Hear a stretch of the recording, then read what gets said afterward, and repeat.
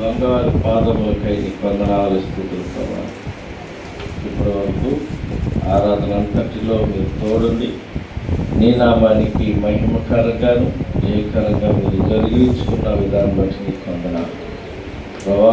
వాక్య భాగంలోకి వెళ్ళుచుండగా వాక్యంలోని మర్మాలను మూలార్థాలను మాకు తెలియచేయండి. ఒట్టువాడిని మట్టివాడిని నిలబడుచుండగా 10 నిమిషాలు నన్ను నీ సిలువు చాటున మరుగుపరిచి మా నోటిని నీ బోరగా వాడుకునండి. మా అందరికీ వినగలిగిన చెవులు గ్రహించుకున్నది మాకు దయచేయండి. నిద్రాత్మను వ్యతిరేకతను తిరుగుబాటు స్వభావం కాల్చివేయండి. ప్రతి ఒక్క యాంటీ స్పిరిట్ మీరు బంధించి నీ ఆత్మని స్థలంలో కొమ్మరోడ్డు వచ్చేయండి. ప్రభా నువ్వు చెప్పి ఉన్నానైనా నిలబడి వారు మాత్రమే మీరు, కానీ మాట్లాడేది మీరు కాదు. ఆయా గడియల్లో పరిశుద్ధాత్మ దేవుడు మాట్లాడతారని చెప్పారు. పరిశుద్ధాత్మ దేవ మీరే నాతో మాతో మీరు మాట్లాడారు.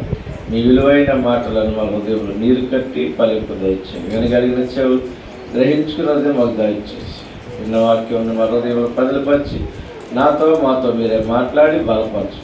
ఆయన అందరికీ ఆయన నీ వాక్యము ద్వారా మా కనులు తెలుసుకుని మా హృదయంలో ఉన్న ప్రతి పాపమును ఒప్పుకొని విడిచిపెట్టులాగిన ఆయన కృప దయచేసి మీ ఆత్మను తోడుగా ఉంచుకుని యేసుక్రీస్తు నామములో అడుగుచున్నాం తండ్రి, ఆమేన్. మంచిదండి, మీ అందరికీ వందనాలు. మనందరం కూర్చున్నట్లయితే మన పరిశుద్ధ గ్రంథం నుంచి మత్తయి సువార్త 13వ అధ్యాయము 12వ అధ్యాయము 12వ అధ్యాయము 36వ వచనం నుంచి చదువుకుందాం. నేను మీతో చెప్పినదేమనగా మనుషులు పలుకు వ్యర్థమైన ప్రతి మాటను గుర్చి విమర్శ దినమున లెక్క చెప్పవలసి ఉండును. నీ మాటలను బట్టి నీతి మంతులు తీర్చబడుదురు. నీ మాటలను బట్టి అపరాధం అని తీర్పు తీర్చుదురు. అప్పుడు శాస్త్రుల్లోను పరిచర్యల్లోను కొందరు బోధకుడా నీ వలన ఒక సూచన క్రియను చూడగోరుచున్నామని ఆయనతో చెప్పగా ఆయన ఇట్లా నేను వ్యభిచారులైన చెడ్డతరము వారు సూచన క్రియలు అడుగుచున్నారు. ప్రవక్త అయిన యోనాను గురించి సూచన క్రియే, కానీ మరి ఏ సూచన క్రియ వారికి అనుగ్రహింపబడదు. చాలు చూడండి పిల్లరా, ఈ వాక్యాన్ని మనం పరిశీలన చేస్తే మొదటిగా మనం చదువుకున్న మాటే దేవుడు మనతో ఈరోజు సూటిగా మాట్లాడుతున్నాడు. ఎందుకంటే చాలామంది ఎలా ఉంటుందంటే మాట తీరు మాట్లాడేస్తారు, కానీ అది దానిని సరి చేసుకోవటం చాలా అసంభవం. సరి చేసుకోలేము. అంటే దేవుడు ఒకసారి అంటే విస్తారమైన మాటల్లో దోషం ఉండకపోదు అంటున్నాడు. అందుకే ఇక్కడ ఏమన్నాడు చూసారా, నేను మీతో చెప్పినదేమనగా మనుషులు పలుకు వ్యర్థమైన ప్రతి మాటను గురించి విమర్శ దినమున లెక్క చెప్పవలసి ఉండును. ఏం చెప్పాలమ్మా? ఏం చెప్పాలి? విమర్శ దినప్పుడు మనం మాట్లాడిన మాటలకు ఏం చెప్పాలి? లెక్క చెప్పాలి. ఈ మాట ఎవరన్నా మనము ఏ రోజున గుర్తుంటుందా? మనకి అసలు గుర్తుందా? ఎప్పుడన్నా మనం మాట్లాడే మాటలలో కూడా రేపు తీర్పులో మన మాటలు కూడా నిలబడతాయి. అది ఎంతమంది మీ గ్రహించి మాట్లాడుతున్నాం మన మాటలు. దేవుడు చెప్తారు, ఇదే భక్తి చూపుతుంది, ఏ కొలబద్దతో కొలత కొలుస్తావో దాంతోనే నీకు రెట్టింపు కొలత కొలుస్తా. ఎంతమందిగా సాగు అట్టు పెట్టినాము ఏం పెట్టాలట కదా. అట్లా ఒక మాట తింటే మనం ఎన్ని తిట్టాలి? ఇప్పుడు 2 మాటలు తిట్టాలా? 3 తిట్టాలా? ఎన్ని తిట్టాలి? ఇప్పుడు అట్టుకాడికి వస్తారు, కట్టున్నారు పెట్టాలంటున్నారు కదా. మరి తిట్టిన వల్ల ఒకటి తిట్టుకు 2 తిట్లు తిట్టాలా? మరి తిడితే ఏ రోజైనా అమ్మాయించుకుని సరే నీకే ఉంటుందమ్మా దేవుడే చూసుకుంటారని ఎంతమంది వెళ్ళిపోయాం అప్పుడన్నా అండి. మన మాటలు కొద్దిగా అయ్యి ఉండాలి. ఎందుకంటే ఆయన ఆకాశం అందు ఉన్నాడు, మనము భూమి మీద ఉన్నాము. ప్రతిదీ ఆయన చూస్తున్నాడు. ప్రతిదీ గమనిస్తున్నాడు ఆయన.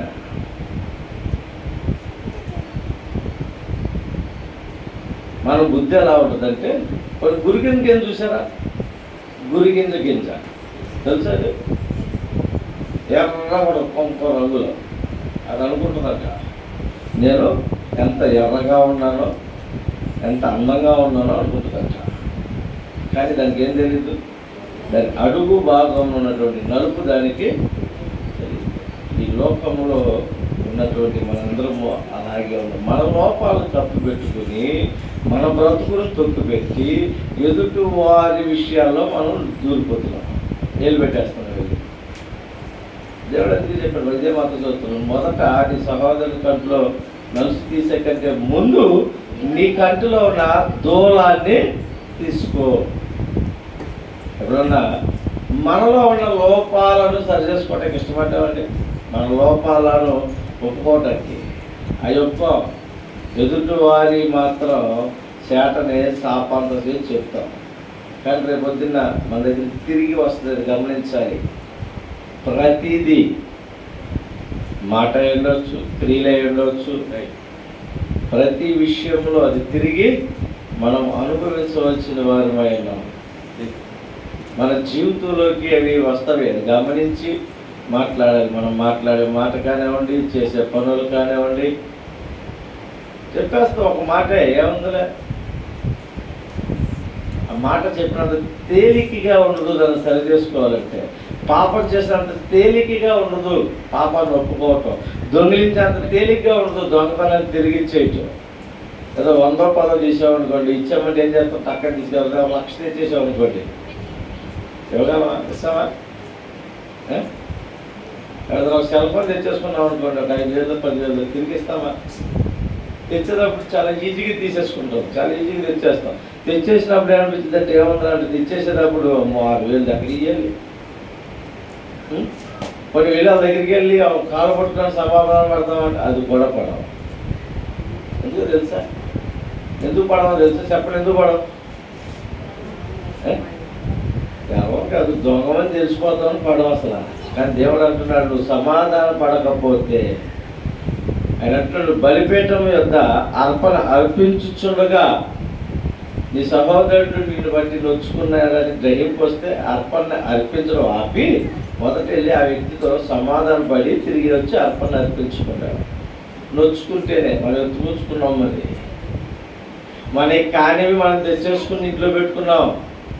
మనకు అవసరం లేని వాటిలో ఏలు పెట్టేసి కలిపేసేసి వాళ్ళ కుటుంబాలు కలహాలు పెట్టేసాం, కుటుంబాలు నాశనం చేసేసాం. మన జీవితాన్ని తగలబడి పెట్టేస్తే రాత్రి అంటున్నాడు మా అబ్బాయి, నాకు దక్కంది ఎవరికి దక్కని చెప్పి దగ్గర ఉంటే లాక్కునే నేను కొట్టేస్తున్నా అంటే. మా పిల్లలు చెప్పుకుంటే నన్నే తీసుకుంటాను. మిమ్మల్ని అంటే ఒక ఊరుకో చదువుడు ఎవరు కళ్ళజోడు గురించి వచ్చి నాకు దక్కది ఏది, ఎవరికి దక్కిన ఉందని నేను ఎరగొట్టేనే ఎరగొట్టాను నీ దగ్గర ఉంటారు. అదేవిధంగా మనం ఆలోచన చేయండి. మనకు అనవసరమైన వాటిలో మనం తలపెట్టేసి కుటుంబాలను నాశనం చేసేసాం. మనకు వ్యర్థమైనవి మనవి కానివి తెచ్చేసుకుని కుటుంబాల్లో కలహాలు పెట్టేసి రేపు అనుభవించవలసిందే. ఇది రేపు అనుభవించాలి మనం. ఎందుకంటే మనం ఒక సేలు కౌలు తీసుకున్నాం అనుకోండి, నా సేలో పంట వేసాం, మనం కోసుకుంటామా ఎవరైనా నీళ్ళు కోసుకొచ్చుకుంటారా? ఎవరు కోసుకుంటారా? మనమేనా? లేదా ఈ సేను నీకు కౌలుకి ఇచ్చాను కదా, ఉద్దేశం నాది నేను కోసుకుంటా అంటారా? కౌలుకి ఇచ్చిన ఆయన మనమే కోసుకుంటాం. రేపు ఈ పాపము కూడా అంటే మనం విత్తే మనమే పోయాలి, అనుభవించాలి. చిత్రహింసలు ఉండేవి దానికి. చాలామంది ఏమనుకుంటారు, చచ్చిపోయాక కదా పరలోకము అక్కడ చూద్దాంలే, ప్రస్తుతానికి ఇక్కడ నటిస్తూ బ్రతికేద్దామని అనుకుంటున్నాం. కానీ ఇక్కడుండగానే అనుభవించాలి. కర్మఫలం అది ఎవరిని వదిలిపెట్టదు. మనం చేసిన ప్రతి పాపం మనం అనుభవించాలి. మనతో పాటు ఎవరు అనుభవిస్తారో మన బిడ్డలు కూడా అనుభవించాలి. మన స్థితిగతులను పరిశీలించేవాడైనా మన మాటలలో దోషం ఉంటేనే ఎంత అనుభవించవలసి వస్తే మన క్రియలు ఎలా ఉన్నాయండి? ఎప్పుడు పరిశీలన చేసుకున్నామా? మన క్రియలు ఎలా ఉన్నాయి? యథార్థంగా ఉన్నాయా? యథార్థమైనటువంటి మనసు ఉందా? యథార్థమైనటువంటి ఆలోచన ఉందా? యథార్థమైనటువంటి తలంపు ఉందా? ఎవరిని చూసినా యథార్థంగా మంచి చూపు, నా అన్న, నా అక్క, నా తమ్ముడు, నా చెల్లి, నా తమ్ముడు అని చెప్పగలమా? తలంపులోనే అదాలే. చిన్నప్పుడు మాత్రం అందరూ ప్రతిజ్ఞ చేసేస్తారు. ఏమని ఏం చేశారు చెప్పలేదా? చేసేప్పుడు ప్రతిజ్ఞ స్కూల్లో చెయ్యి ఎవరికి పెట్టి భారతదేశంలో ఉన్న వాళ్ళందరూ మరి తలంపు చేయలేదు ఎప్పుడు. మరి అలా ప్రతిజ్ఞ చేసిన వాళ్ళమే అలాంటి ప్రవక్తను కలిగి ఉన్నామా? దేవుడు రేపు పొద్దున్న ఇవన్నీ అడుగుతాడు. నేను అడగడం కాదండి, నేనేం చెప్పడం కాదు. దేవుడు రేపు తీర్పులో నిలబడతాం. అసలు ఒక మాటకే ఎంతుంటే మరి క్రియల్లో కూడా సరిలేదు. మరి మనం ఎక్కడ ఉంటాం అప్పుడు? ఎలాంటి స్థితిలో ఉన్నప్పుడు మనం పరిశీలన చేసుకోవాలి. ఏమండి, మన ఇంటిలో మనకు సరిలేదు, మన ఎదుటి వాళ్ళకి సలహాలు ఇచ్చి వస్తాం, ఎదుటి వారికి ఆలోచన చెప్తాం, ఎదుటి వారికి లోపల వ్యక్తి వీళ్ళు నాకు ఉన్నారు అని చెప్తాం మనం. కానీ వెంటనే మన బ్రతుకు ఎంట కట్టేసి వాళ్ళు చాలామంది ఉన్నారు. పరిశీలన గమనించి మనం మాట్లాడుకోవాలి. మన జీవితాన్ని మనమే మార్చుకోవాలి. మన బ్రతుకులు మనమే మార్చుకోవాలి. ఎవరు వచ్చి మార్చరు. మన మాట తీరు మారాలి, మన ప్రవర్తన మారాలి. మనం చెప్పుకుంటున్నాం మేము నీతిమంతుడిని వెంబడిస్తున్నామని. మేము నీతిమంతుడిని మేము సన్మానించుకుంటున్నాం చెబుతున్నాం. మరి నీతిమంతుడితో ఉన్నప్పుడు మన నీతి కూడా, మన బుద్ధి కూడా నీతిగానే ఉండాలి, మన ప్రవర్తన కూడా నీతిగానే ఉండాలి, మన మాటల్లో కూడా నీతిగానే ఉండాలి. ఇబ్బందులను బట్టి ఎవరైనా మారవచ్చు, కానీ అది తెలిసాక కూడా మనం అదే బుద్ధి చేస్తే రేపొద్దున క్షమించబడటానికి అనాథులు అయిపోతాం. చిన్నప్పుడు మట్టి తిన్నామంటే కామన్ తెలుసు, అది తినేసారు, అమ్మ కొట్టింది, వదిలేసారు. పెళ్ళయ్యి 2 పిల్లలు పుట్టాక కూడా మట్టి తింటున్నాం అనుకోండి, న్యాయమని అంటారు. అది ఏమంటారు? దాన్ని తిరిగి తింటామంటారా? తెలిసే తింటారు. పువ్వు అదే దత్తలు, ఆడే దత్తలు బాగుని అంటారు. పాపము కూడా అంతే. మన పాపము మనల్ని పరివర్తన చెంది మరణాన్ని కంటది. జాగ్రత్త. ఇప్పటికీ కూడా మన బ్రతుకులు మారకపోతే, ఇప్పుడు కూడా మన తలంపులు మారకపోతే ఇంకెందుకండి మానవుడిగా బ్రతుకుని అవసరం అంటారా? కుక్కకే మనకి తేడా ఉందంటారా? డైరెక్ట్గా అడుగుతున్నారు. పాపం వచ్చిన కుక్కకే మనకి తేడా ఉందంటారా? కుక్క బ్రతుకు బతకూడదు. కుక్క అంటే ఒక రకంగా విశ్వాసంగా ఉంటుంది. ఏదో పనులు చేసినా నీతికి వచ్చేటప్పటికి తన యజమానుడు ఎవడో దానికి తెలుసు. దాన్ని పెట్టి పోషించేవాడు ఎవడో వాడికి రుణము కలిగి ఉంటుంది. అది ఆ యజమానుని అనుసరిస్తూ ఉంటుంది. మనం ఉన్నామండి. ఆ నీతి జాతి మన దగ్గర ఉందా? మనకుందా? జాతీయ నీతి ఉందంటారా? పశువుకున్నటువంటి జ్ఞానము కూడా మన దగ్గర లేదు. కారణం తెలుసా? మనము పాపానికి దాసులు అయిపోయాం, క్రీస్తుకు దాసులుగా లేం. పాపానికి దాసులుగా ఉన్నాం, ధనానికి దాసులుగా ఉన్నాం, లోకానికి దాసులుగా ఉన్నాం. ఈ దాస్య బతుకు నుంచి ఎడిపించడం కోసమే ఆయన పరలోకాల నుంచి లోకానికి వచ్చి ఆఖరి రక్త పొట్టు వరకు సిందించి నిన్ను నన్ను పరిశుద్ధులుగా బానిస సంఖ్యల నుంచి విడిపించాడు ఆయన. అయినా మళ్ళీ అదే పాపం, అదే మాటలు, అదే క్రియలు, అదే తలంపులు. ఎంతకాలం అండి?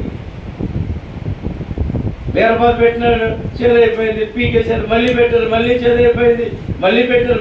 అంటే బ్రతుకంతా అక్కడే పెడతామా? ఎందుకు చేదవుతుందో పరిశీలన చేయమా? ఎంత చెప్పండి. ఈ ప్లేస్లో పెడితే బీరబాబు చేదైపోతుందని 2 సార్లు చూస్తాం, 3 సార్లు చూస్తాం, 4వ సారి ఏం చేస్తాం? ఆ ప్లేస్ అన్నా మారుతూ లేదా ఎందుకు చేదవుతుందన్నా? మరి మన హృదయాన్ని మనం ఎందుకు పరిశీలన చేసుకోలేం?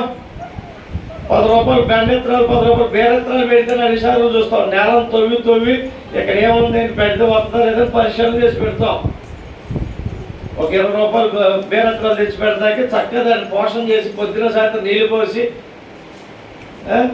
కోళ్ళు పొడవకుండా గీదలు లాగేయకుండా కాపలా కాస్తుంది. మరి మన బ్రతుకుని పాపానికి అంకితం అయిపోయింది, దాసోహం అయిపోయింది, వ్యర్థంగా బ్రతికేస్తున్నామే. మన హృదయాన్ని ఇప్పుడు కాపాడుకోవడానికి ఆశ ఉంది అసలు? హృదయాన్ని కడుక్కోవాలని మనసుందా?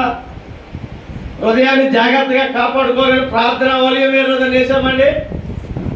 మన నోటి మాటల్లో తప్పిదం ఉందే, నోటి మాటల్లో జయం లేదే, నోటి ద్వారా ఎంతో మందిని అపవిత్రలు పరుస్తూ తలంపులు పాడైపోతున్నాయి అని ఎప్పుడైనా ఆలోచన చేసామా? చాలా మంది ఆడవాళ్ళు కావచ్చు, మగవాళ్ళు కావచ్చు, కూర్చుంటే వ్యర్థమైన మాటలు మాట్లాడతారు. ఆ మాటలకి ఆడవాళ్ళు మాట్లాడితే మగవాడు తలంపులు పోవచ్చు, మగవాడు మాట్లాడితే ఆడవాళ్ళు తలంపులు పోవచ్చు కదా, 100% పోతాయి. ఆ మాటలు రేపు నరకానికి తీసుకుపోతే జాగ్రత్త. ఎవరైనా సరే కావచ్చు, అది ఏ మతం వాడైనా కానివ్వండి, ఏ కులం వాడైనా కానివ్వండి, నీ తలంపులు బట్టి ఎదుటివారు, నీ మాటలు బట్టి ఎదుటివారు తలంపులు పాడైపోతే నిత్యము చచ్చిపోతారు. జాగ్రత్త. ఆ బ్రతకడం కంటే ఏంటి, లోకంలో పడి ఆనందంగా జీవించేసాను అనుకుని జీవించేసి నరకానికి వెళ్ళిపోవడం వస్తాం. నటించవసరం లేదు. ఇక్కడ కూర్చుని నేను పరిశుద్ధిని, మేము నీతిమంతులు అండి, మేము అదండి ఇదండి, మా తాత తేనెలు నాకారండి, మేము మూతులు లాగుతున్నామని చెప్పుకోవసరంలా. ఆ బ్రతకవసరంలా. మా దేవుడు గొప్పవాడండి అని చెప్పి, మేము గొప్పగా బతుకుతుందని చెప్పి ఏంటి మనం చేసే యాదవ పనులకి అవమానం తెచ్చేవారు ఉండకూడదు. దేవుడు నామానికి ఘనత రాకపోయినా పర్లేదు, కానీ అవమానం తెచ్చేటువంటి బ్రతకూడదు. ఉన్నంతలోనే తిందాం. ఉన్న ముద్దలో పచ్చడి తింటే కడుపు నిండదండి? బిర్యానీ వండుకు తింటే కడుపు నిండిద్దా? పచ్చడం తింటే కడుపు నిండదా? గెంజిరా అయితే కడుపు నిండదా? మరి ఎందుకు ఆ రూపాయి కోసం పాపం ఎందుకు చేయాలి? ఆ రూపాయి కోసం ఎదుటివాడు కాపురం మనం నొప్పి ఎందుకు పోయాలి? ఆ రూపాయి కోసం మన నోటితో ఎదుటివాడు కుటుంబాన్ని ఎందుకు నాశనం చేయాలి? మన కాని ఎందుకు తెచ్చుకోవాలి? ఇప్పుడు వద్దన్న పని చేసినందుకే కదా అమ్మమ్మ గారు శాపగ్రస్తులు అయిపోయింది. ఆయన అన్నీ ఇచ్చాడు, ఇది ఒకటి తినవద్దని చెప్పాడు. ఏం చేసింది ఆమె? అదే తెచ్చుకున్నప్పుడు మనం అదే చేస్తున్నాం. ఈ భూమిని చేర్చిపరుచుకున్న వాడికి కడుపు నిండా ఆహారం ఉంటుందండి. మన హృదయాన్ని జాగ్రత్తగా కాపాడుకుంటూ కష్టపడితే సమృద్ధి అయినటువంటి ఆహారం ఉంటుంది, తృప్తి ఉంటుంది, సంతోషం ఉంటుంది. కష్టపడి తెచ్చుకుని తినండి. ఎవరైనా ఏం మాట్లాడినా ఎవరికి తలవసరం. అదే తప్పు చేసి తెచ్చుకుని తినండి. ఎవరేమంటారో, ఎవరేమన్నా తల దించుకుని వెళ్ళాలా? తల దించుకునే వారితో ఏమో మనం తల ఎత్తుకుని బ్రతకటాక ఆయన ఈ లోకానికి వచ్చినాడు, నిన్ను నన్ను రక్షించాడు. తల ఎత్తుకు బ్రతకమని ఆయన మళ్ళీ తలెత్తుకుని బ్రతకమని, నా బిడ్డలాగా జీవించండి, నేను ఈ లోకాన్ని జయించాను, మీరు ఈ లోకాన్ని జయించండి, నేను నా తండ్రి రాజ్యంలో నన్ను ఈ లోకాన్ని జయిస్తే మిమ్మల్ని నా రాజ్యం తీసుకెళ్తాను అంటున్నాడు. ఇష్టం ఉందండి మనకి ఆయన రాజ్యం వెళ్తాకి? ఎవరికి ఉండదండి ఇష్టం అంటారా? ఏమండి, అందరికీ ఇష్టమే. మాంసం కూర అంటే అందరికీ ఇష్టమే. కొనుక్కొచ్చుకుని తిన్నామనుకోండి, బహిరంగంగా వండుకోవచ్చు, లాక్కుని బొచ్చు లాగేసి ఇంటి ముందు పోగి పెట్టుకుని తినవచ్చు. అదే దొంగ కూడా తెచ్చుకున్నాం అనుకోండి, ఏం చేయాలి? దర్జాగా ధైర్యంగా ఇంటి ముందు పోగి పెట్టగలమా? బొచ్చు లాగి ఇంటికి లాగి పెట్టి వండుకుని తింటామా? ఇది అంతే. మన బ్రతుకు కూడా అంతే. మనం నీతిగా బ్రతికితే, యథార్థత కలిగి బ్రతికితే తల ఎత్తుకు బ్రతుకుతాం. మన బ్రతుకులో మాలిన్యం ఉంటే, మన జీవితంలో మాలిన్యం ఉంటే బ్రతుకుని మార్చుకోలేం, తలెత్తుకు తిరగలేం. మనల్ని బట్టి మన కుటుంబం అంతా తలదించుకోవాలి. ఆ తలదించుకునే జీవితం విడిపించడానికే మనం యేసు ప్రభువుని వెంబడించాం. ఆయన అంటున్నాడు, నీ పాప భారాన్ని నా మీద మోపుదాన్ని నేను మోసుకెళ్తా. అయితే ఆయన మీద మోపడానికి మనం సిద్ధంగా ఉంటే మోసుకెళ్ళడానికి ఆయన సిద్ధంగా ఉన్నాడు. ఆయన సిద్ధంగా ఉన్నాడు మోసుకెళ్ళడానికి. ఒప్పుకోవటానికి మనం సిద్ధంగా ఉన్నామా? మన నోటి మాటల్లో జయం కావాలని అడగటానికి సిద్ధంగా ఉన్నామా? మన తలంపులో జయం కావాలని అడగలమండి. ఎంతసేపు అడిగినా మాకు అది ఇవ్వు, మాకు ఇది ఇవ్వు, మా పిల్లలకి అది ఇవ్వు, మా బిడ్డలకి ఇది ఇవ్వు, మా కుటుంబంలో ఇది లేదు ఇది అని అడుగుతున్నాం. కానీ నా బ్రతుకు మార్చు, నా బిడ్డలు బాగా బ్రతుకు మార్చు అని ఎంతమంది అడుగుతున్నాడు. నా కుటుంబాన్ని మార్చు, నా కుటుంబంలో బిడ్డలందరూ నా వంశం అంతా నీ పనివారికి ఉండాలి, నీకు నమ్మకస్తులు ఉండాలి అని ఎంతమంది అడుగుతున్నావు. లేదు, కానుకలు ఇచ్చేస్తాను, ప్రార్థన చేసేస్తాను. ఇది హృదయాలతో మనం ప్రార్థన చేస్తేనే పాపానికి పోతుంది. మనం ప్రార్థన చేసేసుకుని అంటే వేలకు వేలు డొనేషన్స్ ఇచ్చేసి మందిరాలు కట్టేస్తే పాపాలు పోవు, కడగబడవు. పాపం పోవాలంటే ఒప్పుకుని విడిచిపెట్టాల. అది ఏ సమయమైనా కానీ ఒప్పుకుంటేనే పరలోకం, లేకపోతే లేదు. ఒప్పుకున్నాళ్ళే నన్ను ఎవరు చూసారులే అనుకుని ఉంటే అనుకోవచ్చు.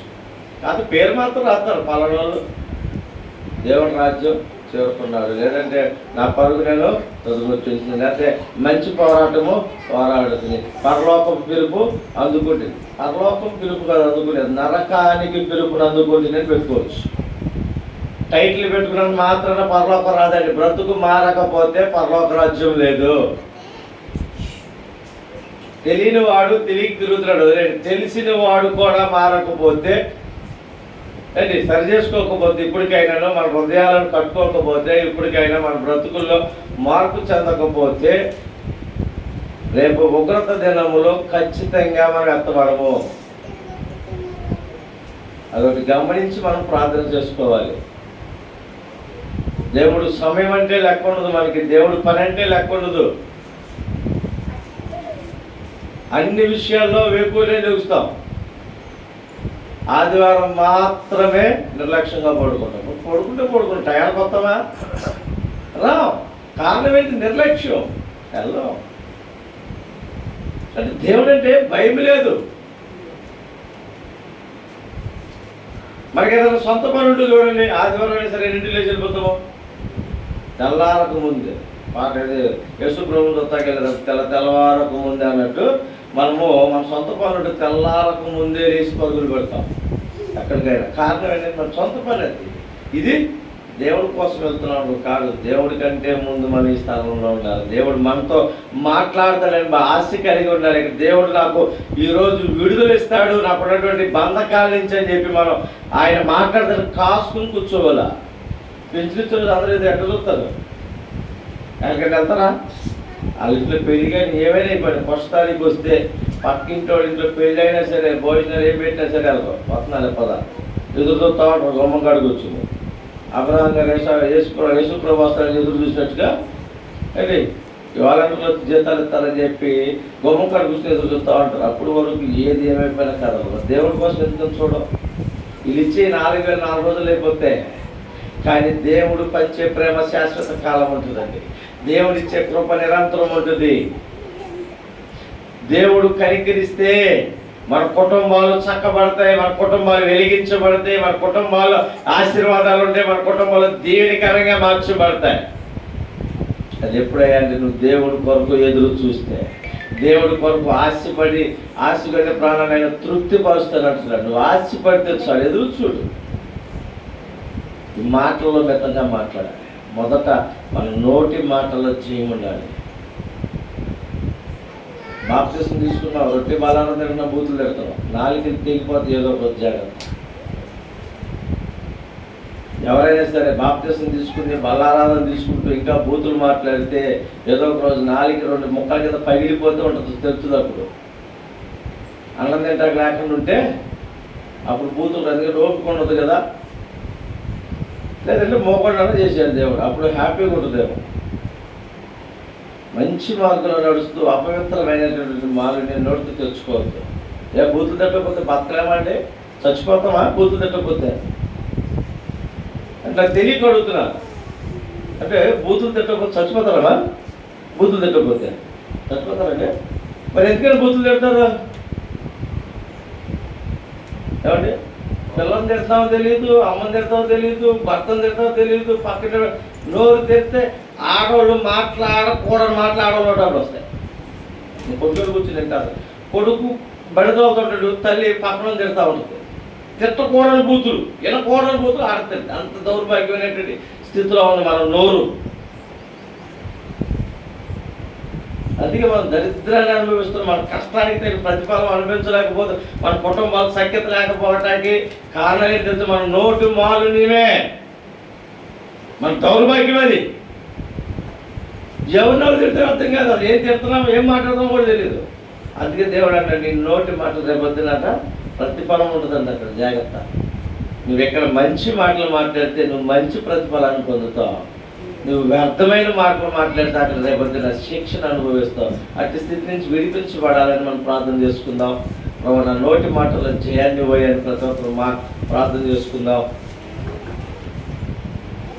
ప్రతి ఒక్కరము మోకరించి ప్రార్థన చేసుకుందాం. పరిశుద్ధుడా, మహోన్నతుడా, దయగల మా స్వామి మా యేసయ్య, నీ బంగారు పాదములకు నీ వందనాలు స్తుతులు ప్రభా. నీ ఉచితమైన కృపను బట్టి దయని బట్టి ప్రార్థిస్తున్నాం తండ్రి. మా నోటి మాలిన్యాన్ని బట్టి నాయన మా జీవితాలను నాశనం చేసుకుంటున్నాం. మా కుటుంబాలు నాయన గలిబిలైపోవడానికి కారణం నా నోటి మాటే. నా నోటి మాటను బట్టి ఎన్నో కుటుంబాలు పాడైపోయినాయి. నా తలంపులు బట్టి, నా క్రియలు బట్టి నాయన ఎంతోమంది జీవితాలను పాడు చేశాను. దయతో క్షమించండి. వ్యభిచార తలంపుల నుంచి విడిపించండి, చెడ్డ తలంపుల నుంచి విడిపించండి, మోహపు చూపు నుంచి విడిపించండి, చెడ్డ మాటల నుంచి విడిపించండి, పుణ్యం పెట్టే మాటల నుంచి విడిపించండి, ముసలమ్మ ముచ్చట్ల నుంచి విడిపించండి. నా నోటి మాటల్లో జయం ఉండాలయ్యా. నా నోటి మాటల్లో నాయన నీ నీతిని ప్రదర్శించాలయ్యా. నా మాటల్లో నాయన అపవిత్రమైనది ఏది నా నోటి రావడానికి వీల్లేదు ప్రభా. ప్రతి ఒక్కరు ప్రార్థన చేసుకుందాం. ప్రతి ఒక్కరు ప్రార్థన చేసుకుందాం. నా నోట బూతులు వస్తున్నాయి ప్రభా, అపవిత్రమైనటువంటి మాటలు, ఎదుటి వారి హృదయాలు గాయం చేసే మాటలు నా నోట అప్పుడు వస్తున్నాయి ప్రభా. దయతో క్షమించండి. అటు స్థితి నుంచి విడిపించండి. నా అపవిత్రమైన నోటి నుంచి విడిపించండి. నా నాలుగుకి స్టీరింగ్ పెట్టండి నాయన. నా పెదవులను కాల్చండి నాయన. పరిశుద్ధుడా, మహోన్నతుడా, దయగల మా స్వామి మా యేసయ్య, నీ బంగారు పాదములకు నీకు వందనాలు. నీ ఉచితమైన కృపను బట్టి దయని బట్టి ప్రార్థిస్తున్నాం ప్రభా. వ్యర్థమైన వాక్యం మన హృదయాల్లో నీరు కట్టి ఫలింపు దయచేయండి. ఈ మైక్ ద్వారా విన్న బిడ్డలకు కూడా ప్రభా గ్రహింపు దయచేయండి. దాని ఫోన్ ద్వారా వింటున్న బిడ్డలకు కూడా నాయన మీరు గ్రహింపు దయచేసి మేమందరము నాయన మా హృదయాలను సరి చేసుకుంటూ, మా నోటిని భద్రపరుచుకుంటూ నాయన మా నోటికి చెక్కాన్ని మీరు పెట్టండి నాయన. నా నాలుగుకి స్టీరింగ్ పెట్టండి నాయన. అన్ని విషయాల్లో నువ్వు చూస్తున్నాను భయం కలిగి ఈ క్షణం నుంచి మా బ్రతుకులను మార్చుకుని నీకు ఇష్టం వచ్చినట్లుగా, నీకు నచ్చినట్లుగా నీ పనిలో వాడబడే పాత్రగా నన్ను మమ్మల్ని మీరు సిద్ధపరచుకుని నీ నామానికి మహిమ తెచ్చుకోనండి. విత్తబడి వాటి మా హృదయాల్లో నీరు కట్టి ఫలింపు దయచేసి నీ నామానికి మహిమ ఘనత ప్రభావం మీరు పొందుకుని నజరేయుడైన యేసుక్రీస్తు నామములో అడిగి వేడుకొంటున్నాం తండ్రి. ఆమేన్.